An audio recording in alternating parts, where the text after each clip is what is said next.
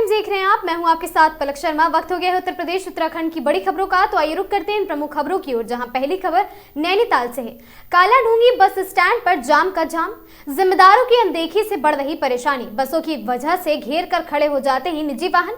जनपद नैनीताल के काला ढूंगी शहर का मुख्य बस स्टैंड दिन ब दिन होता जा रहा है बेहाल। आपको बता दें, दिन हो या रात हो, हर समय जाम की गंभीर समस्या से जूझ रहे लोग। मुख्य हाईवे से सटे इस बस स्टैंड पर सवारी बसों के लिए स्थान निर्धारित होने के बावजूद निजी वाहनों को कब्जा आम बात हो गई है। निजी वाहन बसों की जगह को घेर कर खड़े हो जाते हैं, जिससे न केवल यातायात बाधित होता है बल्कि दुर्घटनाओं का खतरा भी बना रहता है।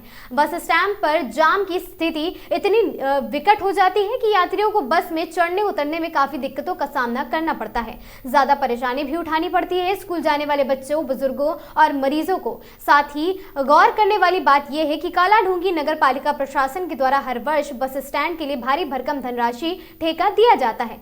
सवारी बसों से निर्धारित शुल्क भी वसूला जाता है, लेकिन इसके बावजूद बस चालकों को अपनी बस खड़ी करने के लिए पर्याप्त और सुरक्षित स्थान उपलब्ध नहीं हो पा रहा है। निजी वाहनों पर कोई ठोस कार्रवाई न होने के कारण वो बेखौफ होकर बसों की निर्धारित जगह पर खड़े हो जाते हैं। जाम के कारण न केवल आमजन परेशान है बल्कि व्यापारियों को भी नुकसान उठाना पड़ रहा है। लोगों ने नगर पालिका प्रशासन, यातायात विभाग से पुलिस से समस्या के समाधान की मांग की है। यदि शीघ्र ठोस कदम नहीं उठाए गए तो काला ढूंगी बस स्टैंड पर जाम और अव्यवस्था भविष्य में और भी विकराल रूप ले सकती है।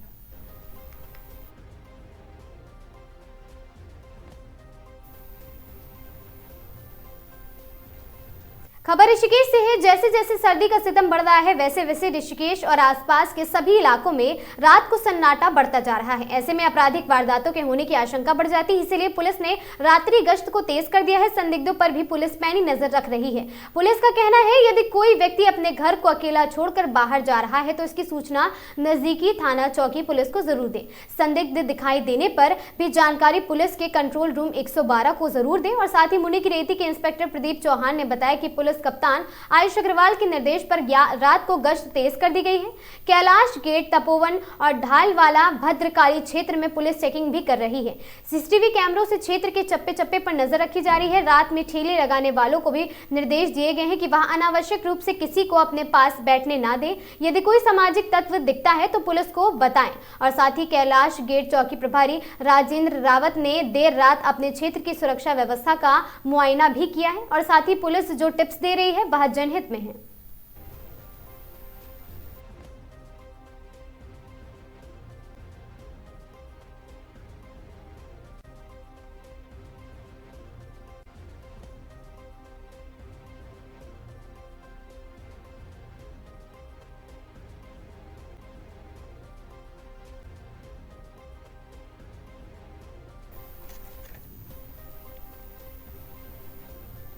खबर रुड़की से है, जहां नववर्ष की शुरुआत समाज सेवा और जन कल्याण के संकल्प के साथ करते हुए संस्था परमो धर्म एसपीडी द्वारा आयोजित 9वां निःशुल्क चिकित्सा शिविर क्षेत्र अधिकारी और साथ ही क्षेत्रवासियों के लिए एक बड़ी सौगात साबित हुआ है। इस शिविर के माध्यम से हृदय रोग, हड्डी रोग, सामान्य चिकित्सा, blood sugar, BP, thyroid, liver और साथ ही कोलेस्ट्रॉल सहित दांतों की जांच जैसी सुविधाएं पूरी तरह निःशुल्क उपलब्ध कराई गई हैं। इस जनसेवा अभियान में समाज सेविका पूजा गुप्ता की भूमिका अत्यंत सराहनीय रही है।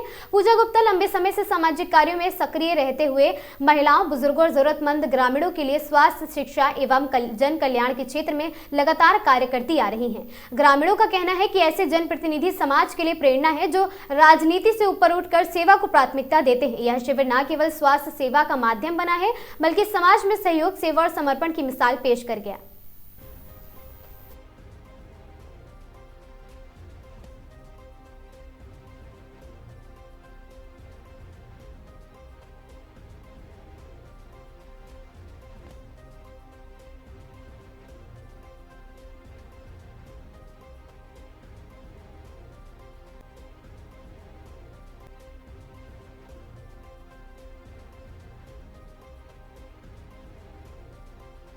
उनको भी बहुत फायदा मिलेगा। जो बड़े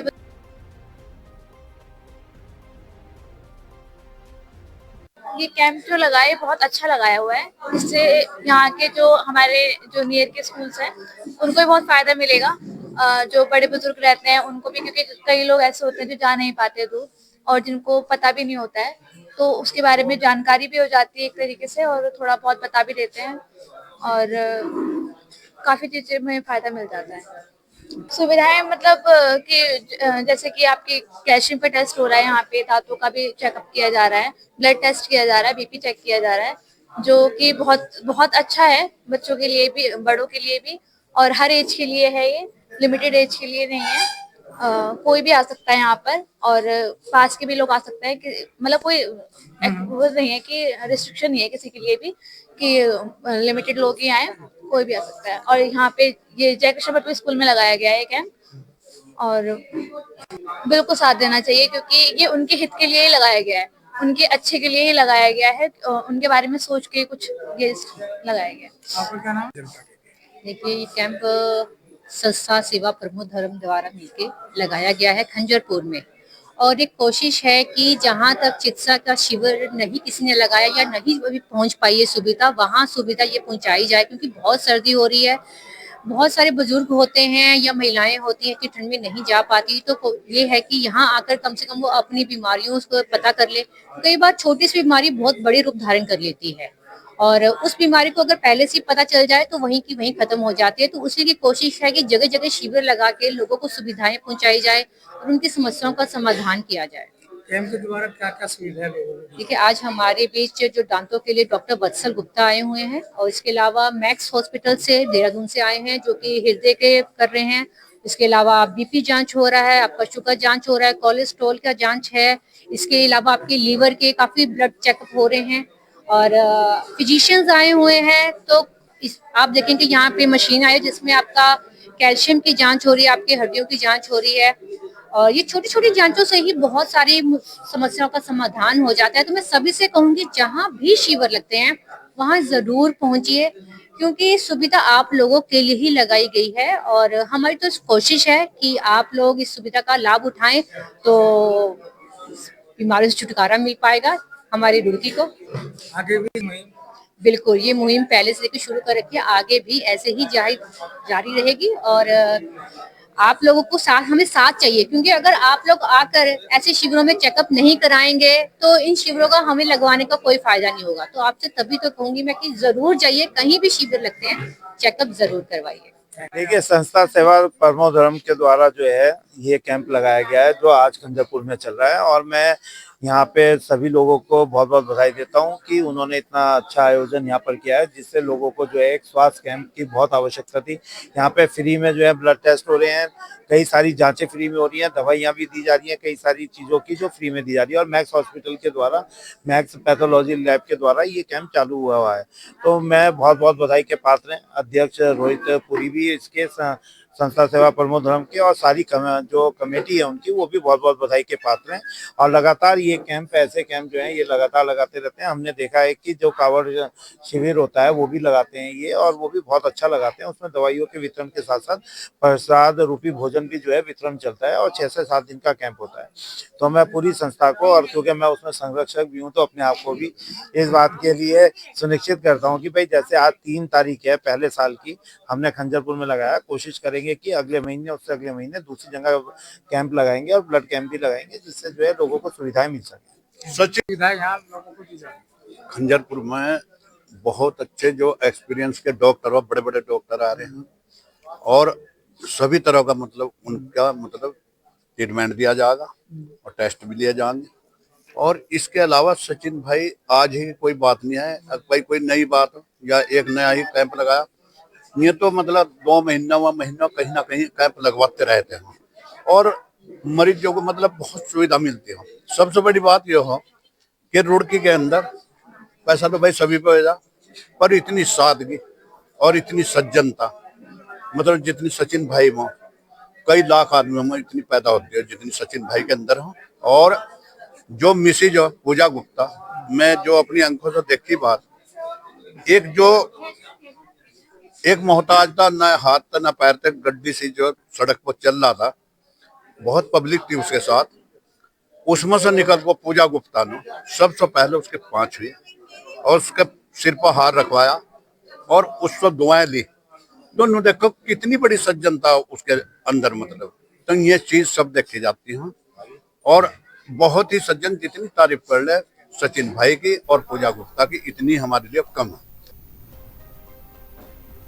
खबर ऋषिकेश से है, जहां अंकिता भंडारी हत्याकांड में कई सवालों के जवाब नहीं मिलने से नाराज महिला कांग्रेस ने सरकार और साथ ही यमकेश्वर की विधायक के खिलाफ मोर्चा खोल दिया है।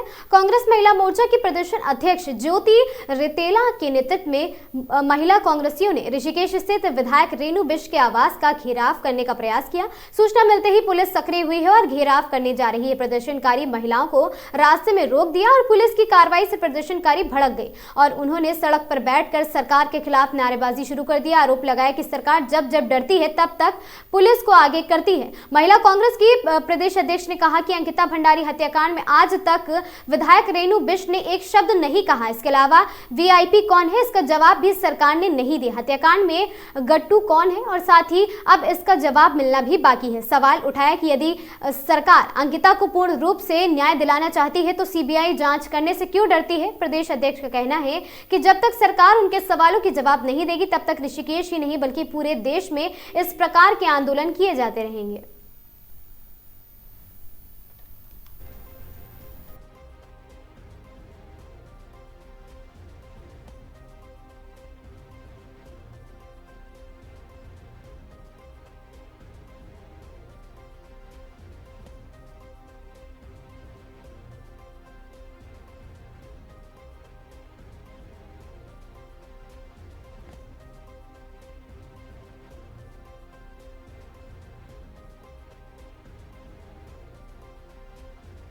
क्या है मांग आपको? देखिए 2022 में सितंबर में जिस तरीके से अंकिता के साथ यौन शोषण की कोशिश करी, उनकी हत्या हो गई और आज 3.5 साल बाद हम लोग लगातार ये बात करते रहे कि आधा अधूरा न्याय अंकिता को मिला, लेकिन 3.5 साल बाद जैसे भाजपा के पूर्व विधायक सुरेश राठौर की पत्नी ने बोला कि जिस दिन अंकिता के साथ यौन शोषण की कोशिश की गई, उनकी हत्या हुई, उस दिन उनका जो उत्तराखंड प्रभारी है दुष्यंत गौतम जो वहां पे मौजूद थे, हम लगातार इस मांग को और पूरे प्रदेश इस मांग को कर रहा है कि अंकिता भंडारी की जो केस है उसको दोबारा रीओपन किया जाए, उस केस की सीबीआई जांच की जाए और वो जो वीआईपी है जिसका नाम आ रहा है उसके ऊपर इन्वेस्टिगेशन सरकार करे, सीबीआई जांच की मांग को प्रदेश की माने और अंकिता को पूर्ण न्याय दिलाए। उसके खिलाफ आज हम रेणु बिष्ट के यहाँ हैं क्योंकि सबसे पहले रेणु बिष्ट ने बुलडोजर चलाने का काम क्राइम सीन में किया। आपने पूरे देश में इससे पहले कभी नहीं सुना होगा कि कहीं पे हत्या हो गई, यौन शोषण की कोशिश हुई और रातों रात वहां पे बुलडोजर चलाने का काम किसी ने किया। रेणु बिष्ट जी का नाम लगातार इस मामले में शुरू दिन से आ रहा है, लेकिन उनकी बिल्कुल भी इंक्वायरी नहीं हुई है और वो एक शब्द इस प्रदेश की बेटी के लिए नहीं बोली, इसलिए आज उनके घर पे घिराव हो रहा है। क्राइम सीन को डिस्ट्रॉय करने की कोशिश की, इसके बाद भी उनका एफआईआर नहीं हुआ, तो इस पे क्या पूछेंगे? देखिए पुलिस उनकी, प्रशासन उनका, महिला सशक्तिकरण की बात करते हैं, सत्ता में महिला बेटी बचाओ बेटी पढ़ाओ की बात करते हैं, लेकिन अब लगातार देख रहे होंगे कि इस प्रदेश में या इस देश में जो सबसे बड़े क्राइम है महिलाओं के ऊपर वो भाजपा के लोगों ने करे और वो किसी की आवाज को सुनने को तैयार नहीं। और हम चाहते हैं कि रेणु बिष्ट के ऊपर एफआईआर हो, उनकी इन्वेस्टिगेशन हो, उनके कॉल डिटेल्स की जांच हो और सरकार जो नशे में है, आज सत्ता के नशे में है, वो इस पे कार्रवाई करे। नहीं तो पूरे प्रदेश की जनता जाग चुकी है। अब एक बड़ा आक्रोश, एक बड़ा जनसाला सरकार के खिलाफ खड़ा होने वाला है। व्यक्त करती हूँ कि आप हमारी आवाज को बुलंद करने के लिए यहाँ पहुंचे हैं। और रही बात वीआईपी के नाम के उजागर होने की, इतने समय से न्याय की मांग कर रहे हैं, इन्हीं के मंत्री द्वारा अभद्र भाषा का प्रयोग किया जाता है। अगर वो रेखा जो उनकी उर्मिला सोनकर की मैं यहाँ बात करूंगी, अगर वो उनकी पत्नी नहीं है तो एक मीडिया की प्रेस वार्ता जब हुई है तो उन्होंने मांग भरी है और उन्होंने कहा है कि ये एआई से हुआ। एआई तो किसी की कोई मांग नहीं भरता और ना इतने गंदे शब्दों का या किसी अश्लील फोटो को एआई दिखाता है। तो सबसे पहली बात तो या तो उस महिला की जांच होनी चाहिए, उनके फोन की जांच होनी चाहिए। अगर वो महिला सही कह रही है और जो गट्टू और भट्टू इन तरीके के नामों का जो जिक्र हो रहा है तो इस पर सरकार मौन क्यों है? और उसमें जो महिला नेत्रियां इतने बड़े बड़े पदों पर बैठी हैं वो उन्होंने चुप्पी साध रखी है। इसीलिए हम लोग लगातार विरोध प्रदर्शन कर रहे हैं ताकि अंकिता और मात्र सिर्फ अंकिता की बात नहीं, न जाने अंकिता जैसी कितनी सारी बेटियां उत्तराखंड में न्याय के लिए आज तरस रही हैं। और हम चाहते हैं कि इसमें वीआईपी का जब नाम उजागर हो गया है तो उसको कड़ी से कड़ी सजा मिले, फांसी हो और सीबीआई जांच इस केस में होनी चाहिए। देखिए हमने जैसे कि अभी मेरी माननीय अध्यक्षा जो प्रदेश की ज्योति रेतेला जी ने कहा कि कहीं भी आपने देखा होगा कि कोई मर्डर केस हुआ या कुछ भी तथ्य जुटाने के लिए पुलिस या फॉरेंसिक लैब के लोग वहां पहुंचते हैं, सारे डिपार्टमेंट पहुंचते हैं, लेकिन यहाँ इस केस में उल्टा ही हुआ कि जैसे ही पता चला कि अंकिता भंडारी की मृत्यु हो चुकी है और उस कमरे पर बुलडोजर, उस रिजॉर्ट में बुलडोजर चला दिया गया, सारे साक्ष्यों को छुपा दिया गया। कार्रवाई होनी चाहिए उन पे भी ना? बिल्कुल कार्रवाई होनी चाहिए। ये धरना सांकेतिक है और पूरे प्रदेश भर में, पूरे देश भर में हमें बहुत शर्म आती है अभी जब हम लोग बड़ी चौड़ी छाती करके बोलते थे कि हम उत्तराखंड से, हम देहरादून से, लेकिन आज हमें कहीं ना कहीं बहुत शर्म आती है जब हमें बोलना पड़ता है कि हम उत्तराखंड से, क्योंकि हम इतने समय से एक बेटी को न्याय नहीं दिला पा रहे। क्या उनको रणवीर को सस्पेंड करना चाहिए? बताइए। देखिए, इतनी अगर इनमें शर्म बाकी है तो वैसे तो इन्हें खुद ही इस्तीफा दे देना चाहिए। बाकी सरकार इनकी, गट्टू इनके, भट्टू इनके और सारे चट्टू इनके, बाकी इनकी जैसी इच्छा है। बस हम सीबीआई जांच की मांग कर रहे हैं, अंकिता भंडारी के न्याय की मांग कर रहे हैं। ना तो हम किसी को अर्गलन बयानबाजी करना चाहते हैं, ना किसी के लिए अभद्र टिप्पणी करना चाहते हैं। आप लोगों के माध्यम से निवेदन है मेरा, धामी जी कृपया इस बात पर ध्यान दीजिए और एक धाकड़ धामी की तरह इस केस को सॉल्व कीजिए। एक बहन बेटी की इज्जत के लिए हमारा निवेदन है, हाथ जोड़कर आपसे, प्लीज आप आगे आइए और सीबीआई की जांच के लिए आप आदेश दीजिए।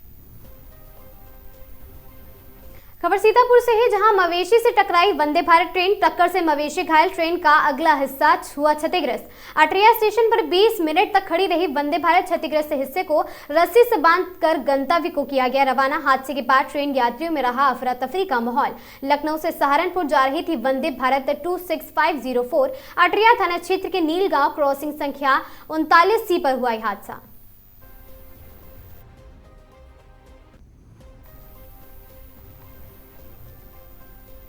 हरदोई जनपद की सवाईशपुर थाना पुलिस, स्वाट और एसओजी की संयुक्त टीम ने 30 दिसंबर को हुई एक सनसनीखेज हत्या का सफल अनावरण करते हुए मुख्य आरोपी को गिरफ्तार कर लिया है। हत्या की वजह से ट्रैक्टर और पैसों के लेन देन का विवाद बताया जा रही है। वजह क्या है, पूरा मामला आपको बता दें।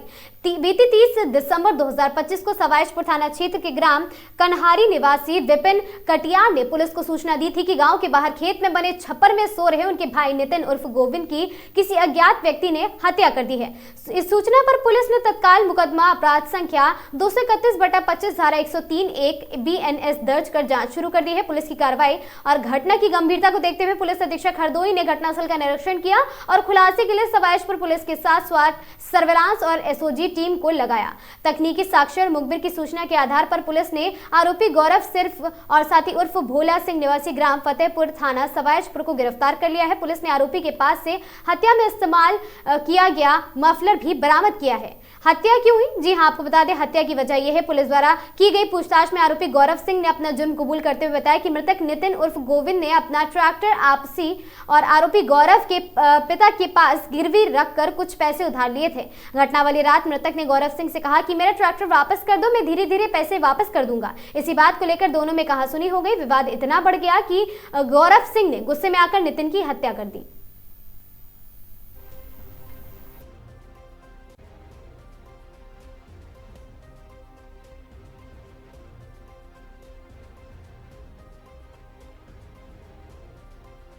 थाना सवाईपुर में दिनांक 30 दिसंबर को विपिन कटियार ने अपने भाई नितिन उर्फ गोविंद की हत्या के संबंध में एक तहरीर दी, जिस पर थाना सवाईपुर में समुचित धाराओं में अभियोग पंजीकृत करते हुए घटना के अनावरण के लिए स्वाट, सर्विलांस और एसओजी तथा सवाईपुर पुलिस की टीमें लगाई गई थीं। आज उसमें एक महत्वपूर्ण सफलता मिली और पुलिस द्वारा इस घटना का सफल अनावरण किया गया। घटना में शामिल अभियुक्त गौरव उर्फ भोला को गिरफ्तार किया, जिसने अपना जुर्म स्वीकार किया है। गौरव और उर्फ भोला पर पूर्व से 8 मुकदमे भी पंजीकृत हैं। इनका आपराधिक इतिहास रहा है। पुलिस द्वारा इसमें अग्रिम वैधानिक कार्रवाई करते हुए अभियुक्त भोला को जेल भेजा जा रहा है। खबर बदायूं से है, जहां विवाहिता की संदिग्ध परिस्थितियों में मौत के बाद मामला लगातार तूल पकड़ता गया। मायके पक्ष ने गला दबाकर हत्या किए जाने का आरोप लगाते हुए दहेज उत्पीड़न की आशंका जताई है। पुलिस ने शव को पोस्टमार्टम के लिए भेजकर पूरे मामले की जांच शुरू कर दी है। प्रथम दृष्टया मामला आत्महत्या का बताया जा रहा है, लेकिन परिजनों के आरोप के बाद पुलिस सभी पहलुओं पर जाँच कर रही है। घटना सिविल लाइंस कोतवाली क्षेत्र के नयशेरा गाँव की है, जहाँ निवासी यशवीर की 26 वर्षीय पत्नी पूनम का शव संदिग्ध हालत में घर के अंदर जमीन पर पड़ा मौका मिला है। सूचना पर पहुंचे मायके वालों ने आरोप लगाया है कि ससुराल पक्ष आत्महत्या की बात कह रहा है, जबकि पूनम की गर्दन पर चोट के निशान साफ दिखाई दे रहे हैं। मायके पक्ष ने आरोप लगाया कि शादी के बाद से ही पूनम को दहेज के लिए प्रताड़ित किया जाता था। पति आए दिन 1 लाख रुपए की मांग करता था और इसी को लेकर विवाद होता रहता था। घटना के बाद से ससुराल पक्ष के लोग घर छोड़कर फरार बताए जा रहे हैं। सूचना पर पहुंची पुलिस ने शव को कब्जे में लेकर पोस्टमार्टम के लिए भेज जांच भी शुरू कर दी है।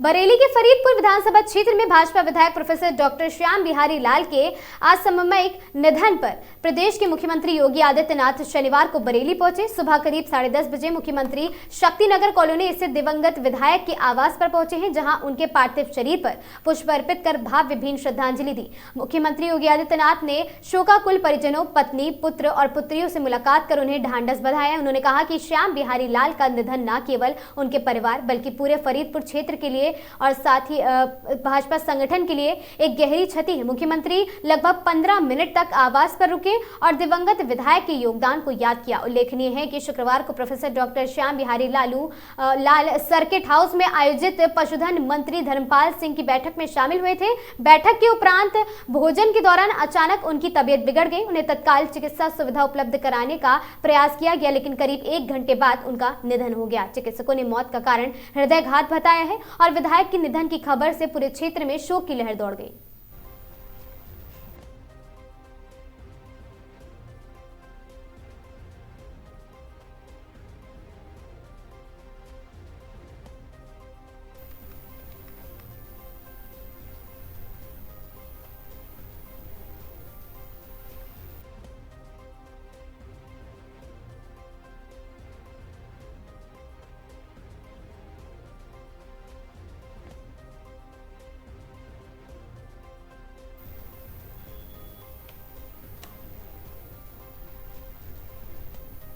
खबर बदायूं से है, जहां थाना दातागंज क्षेत्र के गांव पापड़ हमजापुर निवासिनी मुन्नी पत्नी रामावतार गुप्ता का शव अपने ही घर में मिलने के संबंध में वरिष्ठ पुलिस अधीक्षक बदायूं डॉक्टर ब्रजेश कुमार सिंह द्वारा जानकारी दी गई।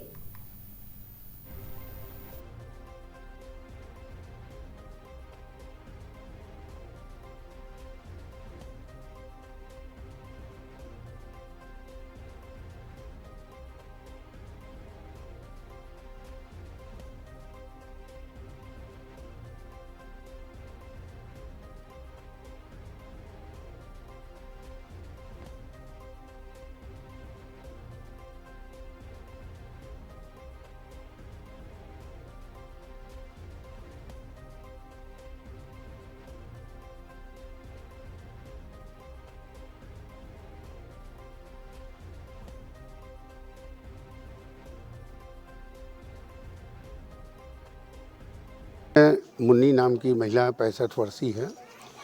वो उनके पति तिलहर गए हुए थे। रात में इनके बेटी के यहाँ जन्मदिन का उत्सव था। उनका जो नाती है वही छोड़ के घर पे रात में गया था। सुबह जो है इनकी डेड बॉडी मिली है। मुंह पे पन्नी से मुंह बांधा गया था। तो अभी पोस्टमार्टम के लिए भिजवा दिया है। कुछ इनके यहाँ सामान जो है तितर बितर हुआ है, उसके संबंध में इनके पति द्वारा जो भी छानबीन करने के बाद जो तथ्य आते हैं उस पर कार्रवाई करेंगे। 4 टीमें इसमें गठित कर दी गई हैं। शीघ्र ही इसका खुलासा करेंगे। क्या लूट की वारदात को भी अंजाम दिया गया है? जो अभी तक बात आई है उसमें सामान तितर बितर है, सामान कुछ गए भी हैं, कैश पैसा भी बता रहा है। तो इस संबंध में छानबीन कर रहे हैं। शीघ्र ही इसका अनावरण करेंगे। खबर चित्रकूट से है, जहां पहाड़ी ब्लॉक अंतर्गत ग्राम पंचायत नेहरा में सावित्रीबाई फुले की जयंती मनाई गई। इस अवसर पर सदर विधायक अनिल प्रधान ने स्कूली बच्चों को 500 बैग वितरित किए हैं। विधायक अनिल प्रधान ने सर्वप्रथम माल्यार्पण किया और कहा कि सावित्रीबाई पहले के जीवन से प्रेरणा लेकर शिक्षा के क्षेत्र में महिलाओं और बेटियों के उत्थान के लिए कार्य करना चाहिए। उन्होंने बताया कि सावित्रीबाई फुले ने विपरीत परिस्थितियों में महिला शिक्षा और साथ ही महत्वपूर्ण कार्य किए हैं। सावित्रीबाई फुले को भारत की पहली महिला शिक्षिका माना जाता है, जिन्होंने महिला शिक्षा को बढ़ावा बढ़ावा दिया है। उनका जन्म 3 जनवरी 1831 को महाराष्ट्र के सतारा जिले के नाय गांव में हुआ था और वहां मां लक्ष्मी और साथ ही पिता खांडोजी नेवासी पाटिल की सबसे बड़ी बेटी थी और साथ ही माली समुदाय से संबंध रखती थी। उन्होंने भारत में समाज सुधारक, गर्भपात विरोधी और साथ ही शिक्षिका और कवि के रूप में कार्य किया है। सावित्रीबाई फुले का प्रारंभिक जीवन कठिनाइयों से भरा था। 9 साल की उम्र में उनका विवाह महान समाज सुधारक ज्योतिबा फुले से हो गया था। कार्यक्रम में महिलाओं के साथ साथ पुरुष वर्ग ने भी भाग लिया। और जिनके जयंती कार्यक्रम के शुभ अवसर पर इतनी बड़ी संख्या में आप सभी सम्मानित हमारे पिता तुल बुजुर्ग, माताएं, बहनें, अपने युवा साथी, प्यारे बच्चे सम्मिलित हुए। ऐसे पूजनीय माता सावित्रीबाई फुले काम करते हुए देश में समाजवाद के प्रेरक डॉक्टर राम मनोहर लोहिया, किसानों के नेता चौधरी चरण सिंह जी, समाज के अंतिम पायदान पर बैठे व्यक्ति की आवाज और जिन्होंने समाज के अंतिम पंक्ति के व्यक्ति को भी समाज की मुख्य धारा में लाने का काम किया, मानवर काशीराम साहब। एक किसान परिवार में जन्म लेकर और जिन्होंने एक लंबा राजनीतिक और सामाजिक संघर्ष करके खेत खलिहान से जुड़े लोगों को भी काम किया, जिन्होंने बहुत लंबा राजनीतिक सामाजिक संघर्ष किया। खबर हरदोई से है। वृद्ध महिला हत्याकांड का पुलिस ने किया खुलासा। पुलिस ने आरोपी को किया गिरफ्तार। 31 दिसंबर को बुजुर्ग महिला की युवक ने की हत्या। मृतक महिला के घर घरेलू कार्य करने का काम करता था आरोपी। मृतका ने पैसे देने से इनकार किया था और साथ ही उतार दिया। आरोपी ने मृतका को मौत के घाट। पुलिस ने आरोपी संदीप सिंह को किया गिरफ्तार। हरदोई के बेहटा गोकुल कोतवाली क्षेत्र का पूरा मामला बताया जा रहा।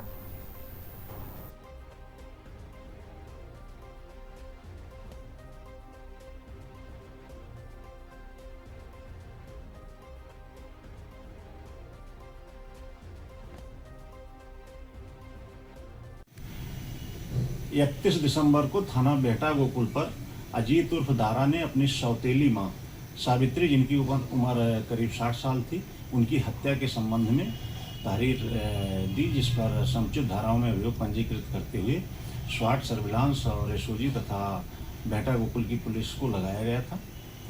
पुलिस द्वारा आज उसमें एक महत्वपूर्ण सफलता प्राप्त की गई और घटना में शामिल अभियुक्त संदीप उर्फ करिया उर्फ शैली को पुलिस द्वारा गिरफ्तार किया गया है।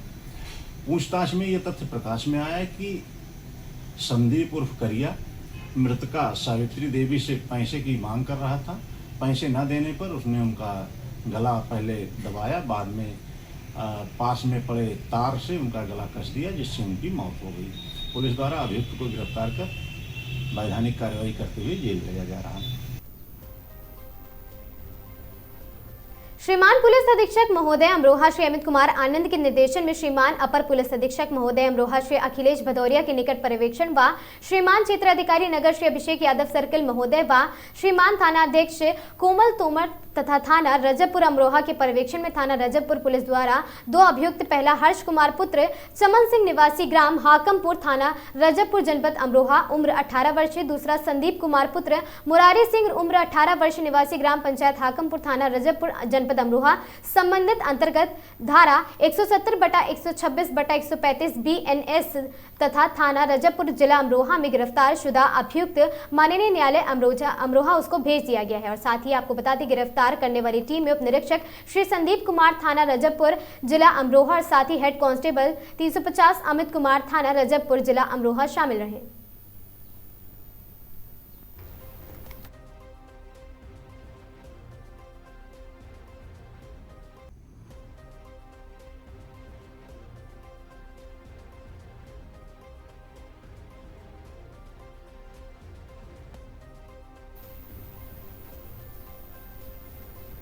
उत्तर प्रदेश उत्तराखंड की इन तमाम खबरों में आज के लिए बस इतना ही। ऐसी खबरों से लगातार जुड़े रहने के लिए बने रहें हमारे साथ और देखते रहें आगाज टाइम्स।